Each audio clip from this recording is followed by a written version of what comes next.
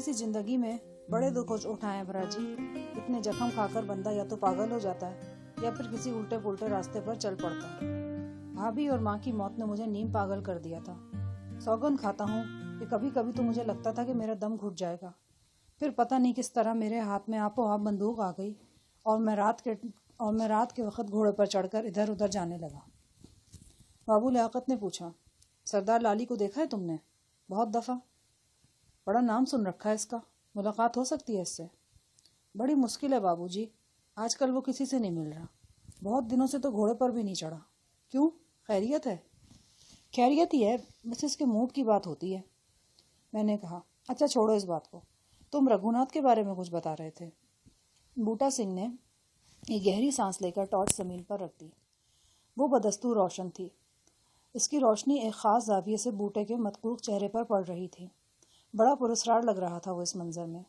मेरे सवाल के जवाब में वो बोला, रघुनाथ पुलिस का मुखबिर था। इस हरामजादे ने 1 महीना पहले बड़ा नुकसान पहुंचाया हमें। बाबू लियाकत साहब भी यहाँ बैठे हैं। इनको पता ही है कि खालिस्तान की तहरीक किस तरह गली कूचों में फैली हुई है। हम भी खालिस्तान के लिए काम करते हैं और वाहेगुरु ने चाहा तो करते रहेंगे। फजलका के गली मोहल्लों में हमारे नौजवान अक्सर चंदा वगैरह भी जमा करते हैं। ये पैसा हथियार खरीदने के काम आता है और इससे इन लोगों की मदद भी की जाती है जो तहरीक की खातिर कुर्बानियाँ दे रहे हैं। पिछले 6 महीनों में हमारे कारकुनों ने फंड इकट्ठा करने में बड़ी मेहनत की थी। 8 आने जोड़कर रुपया उन्होंने कोई 40,000 जमा कर लिया था। कोई 30-40 हज़ार रुपया फिरोजपुर और आले दुआले की कमेटियों ने जमा करके दिया था। ये सारी रकम एक आगो यानी लीडर गोपाल सिंह के पास थी। गोपाल सिंह फजलका का ही रहने वाला है। एक रोज पुलिस गोपाल सिंह और इसकी बीवी बच्चों को पकड़कर थाने ले गई। अगर गोपाल सिंह की अपनी बात होती तो वो पुलिस और सिक्योरिटी वालों को एक लफ्ज़ ना बताता, लेकिन इसकी पत्नी इतना ज़्यादा हौसला ना कर सकी। जब इसके सामने इसके पति की दोनों टांगें तोड़ दी गईं और इसे नंगा करके उल्टा लटकाया गया तो इसने सब कुछ बता दिया। पुलिस ने छापा मारकर सारा फंड अपने कब्जे में ले लिया और हमारे कई साथियों को गिरफ्तार कर लिया। 2-3 रोज बाद हमें पता चला कि पुलिस ने यह सारी कार्रवाई फ्रूट मंडी के आढ़ती रघुनाथ की मुखबिरी पे की थी। दूसरी तरफ रघुनाथ को भी पता चल गया कि इसकी मुखबिरी का राज खुल गया है। इसे अपनी जान का खतरा पड़ गया तो वो फजलका से भाग निकला। हमारे बंदों ने उसका पीछा किया। एक मौके पर इसे घेर भी लिया गया था, लेकिन वो अपनी गाड़ी और ड्राइवर छोड़कर भाग निकला। हमें पता था कि वो बॉर्डर की तरफ गया है। हम दिन रात इसकी टो में थे। हमारे जत्थे के सारे जवानों ने 5 प्यारों की सौगंध खाई हुई थी कि रघुनाथ को पार करके ही दम लेंगे। मैंने पूछा, तुम्हारे खजांची का क्या बना? वो ज़रा अफसोसगी से बोला, बनना क्या था, 1 महीने से अस्पताल में पड़ा है। बीवी बच्चे दर बदर भटक रहे हैं।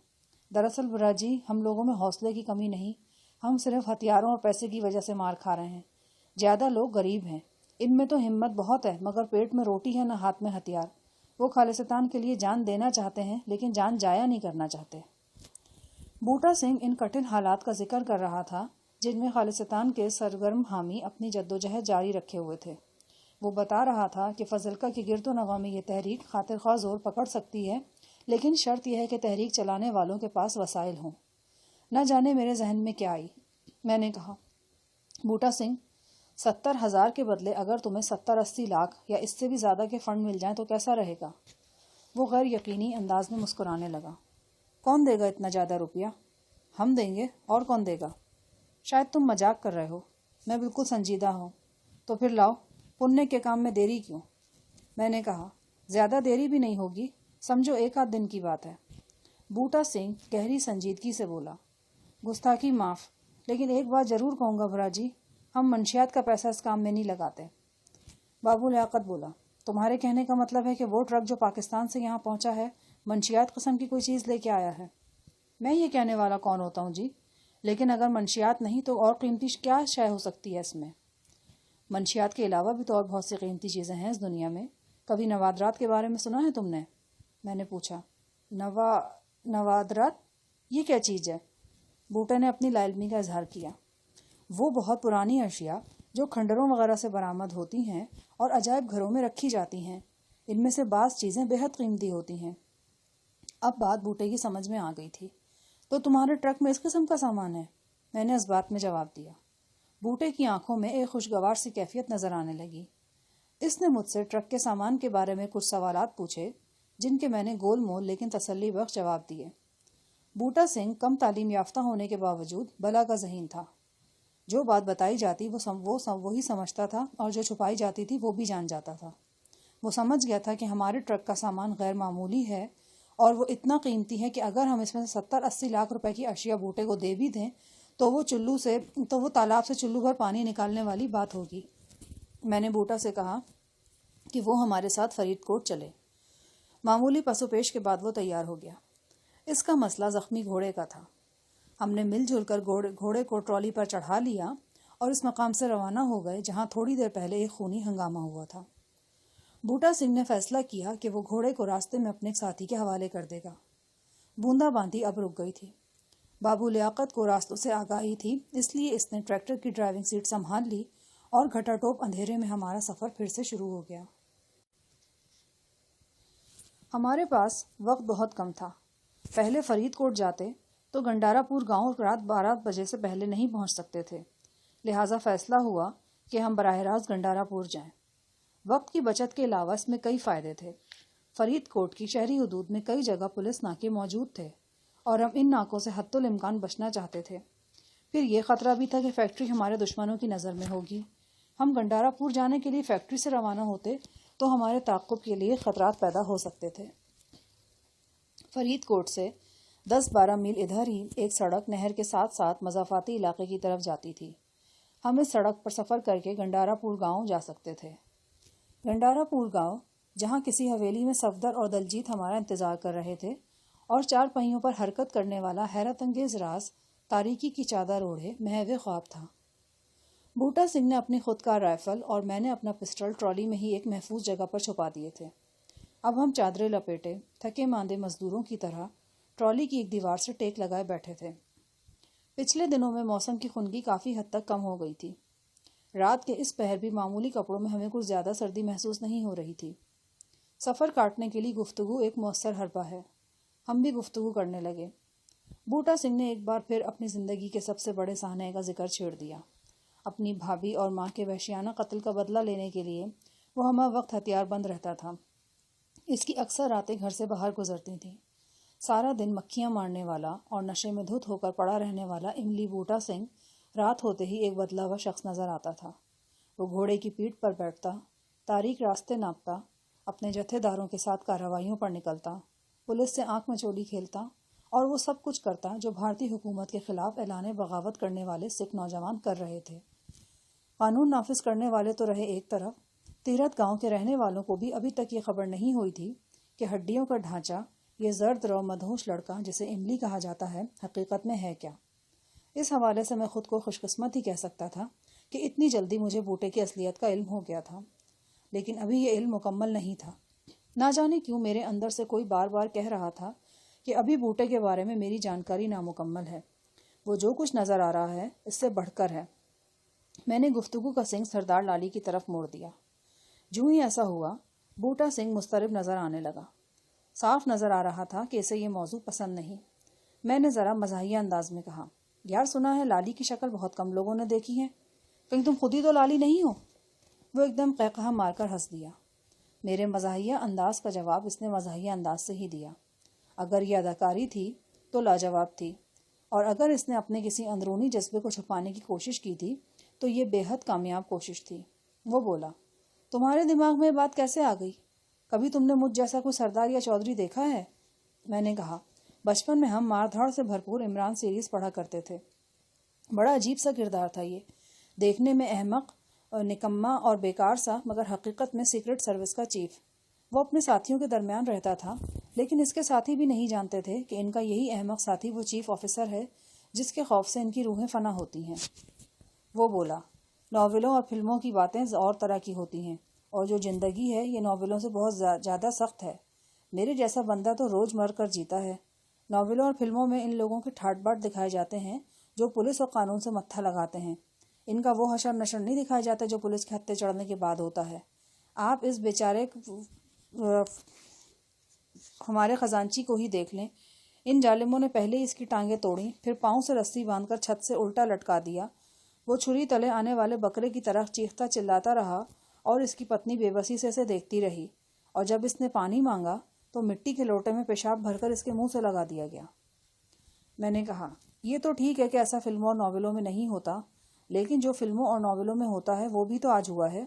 आज तुमने इस शख्स को जान से मार डाला जो तुम्हारे साथी की जिल्लत और तकलीफ का सबब बना था, और हो सकता है किसी रोज़ इसी तरह वो थानेदार तिलक राम भी तुम्हारी दाढ़ के नीचे आ जाए जिसने तुम्हारी भाभी और माँ को कत्ल किया था और जिसकी मेहरबानियों से तुम्हारा भाई जेल में सड़ रहा है।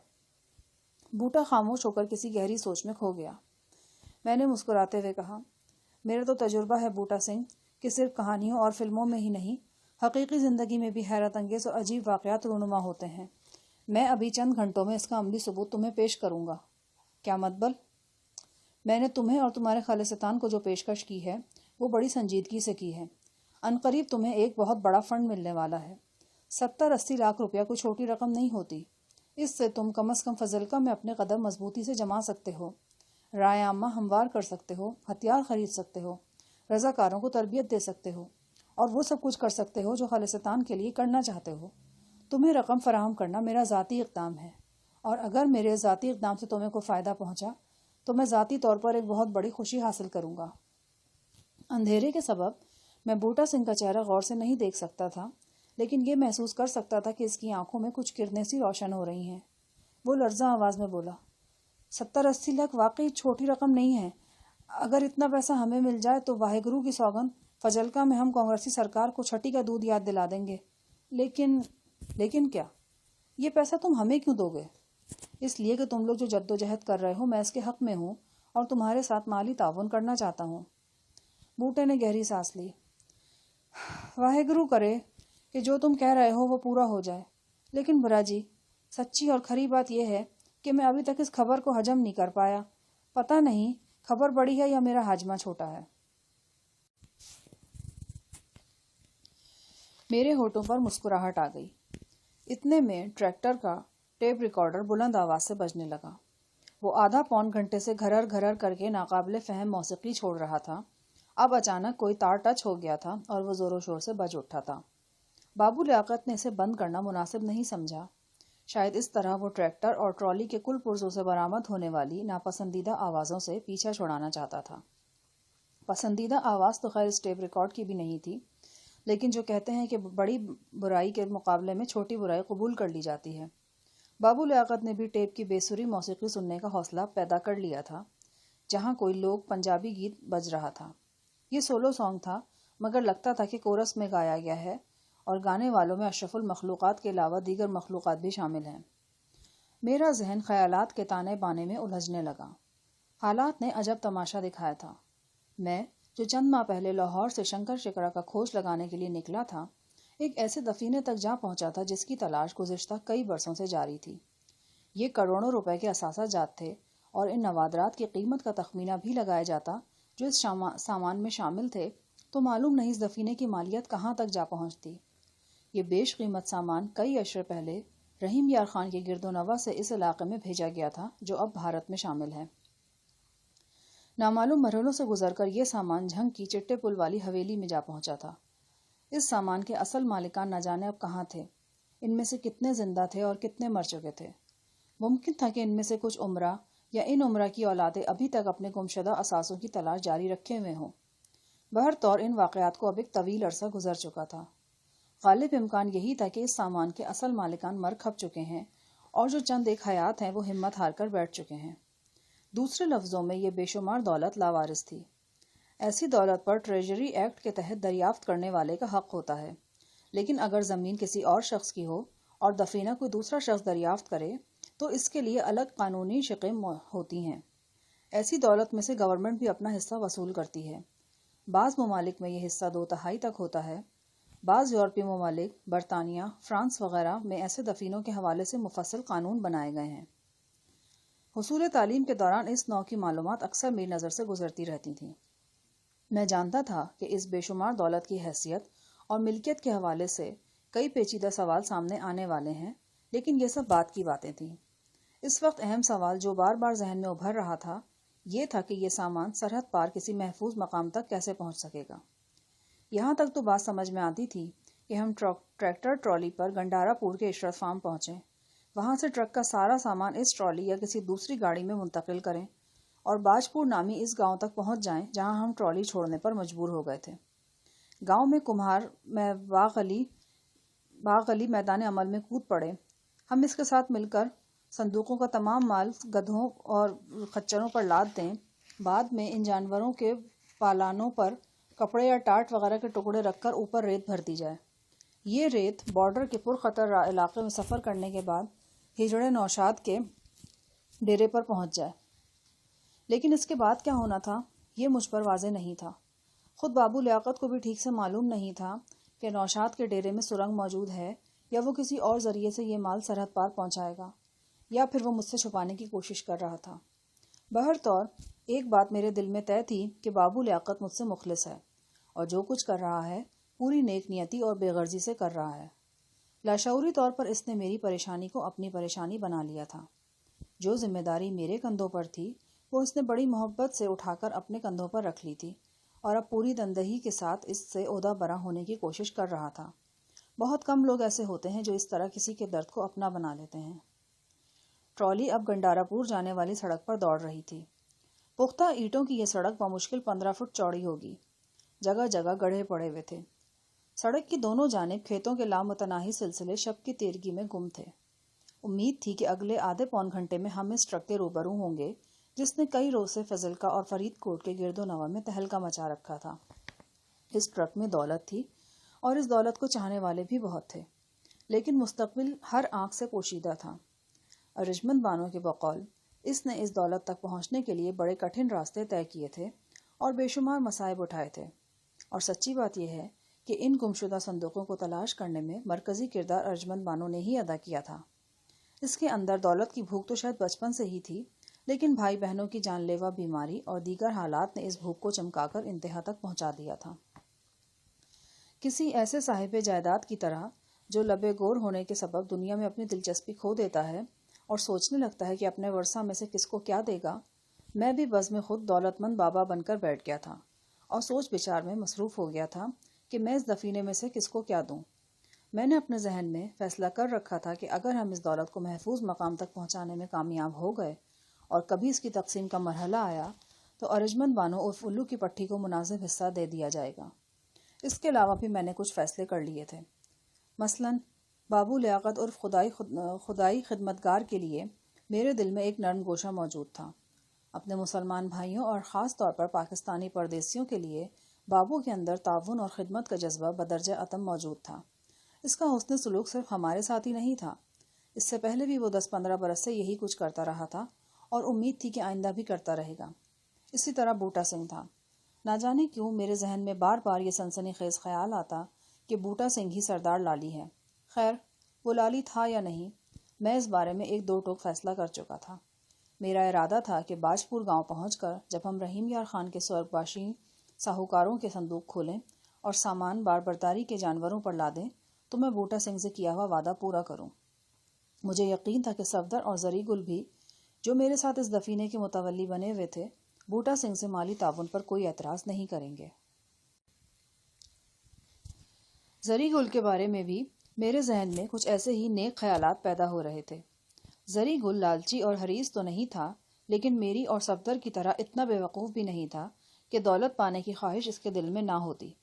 میں نے کئی بار محسوس کیا تھا کہ اتنی ڈھیر ساری دولت کے ساتھ سفر کرتے ہوئے اس کی آنکھیں حسین خواب دیکھنے لگی ہیں، خوشحال اور مطمئن زندگی کے خواب، پر آسائش شب و روز کے سپنے۔ وہ ان تنگ دست لوگوں میں سے تھا جنہیں پانی پینے کے لیے روز کنواں کھودنا پڑتا ہے، اور وہ قبائلی علاقے کی سنگلاخ زمین میں کنویں کھودتے کھودتے تھک چکا تھا۔ گنڈارا پور کی طرف ہمارا سفر جاری رہا اور ٹرالی کے ساتھ ساتھ میرا ذہن بھی محو سفر رہا۔ میں آئندہ کے لیے مختلف پلان ترتیب دیتا رہا۔ قریباً آدھے گھنٹے بعد ایک پل سے گزرتے ہوئے ایک دم ٹرالی کی رفتار کم ہو گئی۔ میں نے سر اٹھا کر دیکھا۔ کھیتوں سے 2 افراد نکل کر ٹرالی کے سامنے آ گئے تھے۔ وہ عام دیہاتی لباس میں تھے اور ان میں سے ایک کے ہاتھ میں 2 نالی رائفل تھی۔ میں اور بوٹا چوکس ہو گئے۔ بابو لیاقت نے ٹرالی روک دی کیونکہ رائفل بردار ٹرالی کے سامنے کھڑا ہو گیا تھا۔ رائفل بردار کا ساتھی صحت مند مونچھوں والا ایک فربا اندام سکھ تھا۔ اس کے ہاتھ میں ٹارچ تھی۔ اس نے ٹارچ کی روشنی بڑی بدتمیزی سے بابو پر اور ہم دونوں پر پھینکی۔ رائفل بردار بابو لیاقت سے بولا، کہاں سے آ رہے ہو جوان؟ یہ سوال تو پولیس والے پوچھتے ہیں یا ڈاکو، تم کون ہو؟ بابو کے روبدار لہجے نے رائفل بردار کو گڑبڑا دیا۔ وہ بولا، ناراض ہونے کی ضرورت نہیں جوان، ہم کسی کا انتظار کر رہے ہیں، تم میں سے کوئی نہال سنگھ یا بابو لیاقت تو نہیں؟ سرحد پار کرنے کے بعد میں نے ہی نہال سنگھ کا نام اختیار کیا تھا، لہٰذا رائفل بردار جن 2 افراد کے بارے میں پوچھ رہا تھا وہ میں اور بابو لیاقت ہی تھے۔ بابو نے رائفل بردار سے کہا، اگر بابو لیاقت میرا ہی نام ہے تو؟ رائفل بردار بولا، ہم عشرت فارم سے آئے ہیں، نمبردار عشرت صاحب نے بھیج رکھا ہے ہمیں، شام 6 بجے سے یہاں کھڑے ہیں، ہمیں نہال سنگھ اور بابو لیاقت نام کے 2 بندوں کو فارم پر لے جانا ہے۔ اب شک کی کوئی گنجائش نہیں تھی، یہ نمبردار عشرت کے ہی کارندے تھے، لیکن سوال یہ پیدا ہوتا تھا کہ انہیں کیسے معلوم ہوا کہ میرے ساتھ بابو لیاقت بھی ہے، اور یہ کہ ہم ٹریکٹر ٹرالی پر آ رہے ہیں۔ رائفل بردار نے کہا، میرا نام محمد خان ہے، شام 5 بجے عشرت صاحب نے بابو لیاقت کو فیکٹری میں ٹیلی فون کیا تھا، وہاں سے پتہ چلا کہ بابو اور نہال صاحب 11 بجے سے نکلے ہوئے ہیں اور ابھی تک واپس نہیں آئے، ہو سکتا ہے وہ جہاں گئے ہیں وہاں سے سیدھے عشرت فارم ہی آ جائیں۔ صورتحال واضح ہو گئی تھی، ہم نے اپنے دونوں میزبانوں کو ٹریکٹر ٹرالی پر ہی سوار کر لیا۔ وہ ہمارے حلیے دیکھ کر حیران ہوئے تھے، لیکن ہماری بول چال سے انہیں اندازہ ہو گیا کہ ہم نے بھیس بدل رکھا ہے۔ محمد خان نے ہم سے پوچھا کہ ہم نے اتنی دیر کیوں لگا دی۔ میں نے اسے ٹریکٹر کی ہڈہرامی کے بارے میں بتایا۔ جس جگہ ہمیں روکا گیا تھا وہاں سے عشرت فارم 2-3 کلومیٹر کے فاصلے پر تھا، لیکن محمد خان وغیرہ شارٹ کٹ استعمال کر کے ہمیں صرف 5 منٹ میں فارم پر لے گئے۔ دور ہی سے ہمیں فارم کی روشنیاں نظر آئیں۔ یہ ایک فش فارم تھا جو کم از کم 20 ایکڑ رقبے میں پھیلا ہوا تھا۔ ایک ایکڑ رقبے کے قریباً 15 تالاب تھے، جن کے درمیان کشادہ راستے بنا کر جنگلے وغیرہ لگائے گئے تھے۔ فارم کی حد بندی بانس اور پاپولر کے پودوں سے کی گئی تھی۔ بڑا نگاہ نواز منظر تھا، لیکن تاریکی کے سبب ہم اس منظر سے پوری طرح لطف اندوز نہیں ہوئے۔ فارم کی بیرونی حد بندی کے ساتھ ہچکولے کھاتی ہماری ٹرالی ایک بلند 4 دیواری کے سامنے پہنچی۔ یہاں ایک بڑا آہنی گیٹ لگا تھا، یہی نمبردار عشرت کا ڈیرا تھا۔ فارم کے برعکس ڈیرا تاریکی میں ڈوبا ہوا تھا۔ محمد خان نے ٹریکٹر سے اتر کر آہنی گیٹ پر دستک دی۔ دستک کے باوجود جب گیٹ نہیں کھلا تو محمد خان نے جیب سے چابی نکال کر ایک چھوٹا دروازہ کھولا اور اس کے ساتھ اندر جا کر گیٹ کھول دیا۔ ہم ٹرالی اندر لیتے چلے گئے۔ یہ ایک وسیع احاطہ تھا جس کے مختلف حصوں میں سبزیاں، پھول اور پھل وغیرہ کاشت کیے گئے تھے۔ قریب ہی ایک پختہ شیڈ تلے ایک جیپ اور روسی ٹریکٹر کھڑا تھا۔ یقیناً یہ وہی ٹریکٹر تھا جس پر چند روز پہلے زری گل پرانے گردوارے آیا تھا۔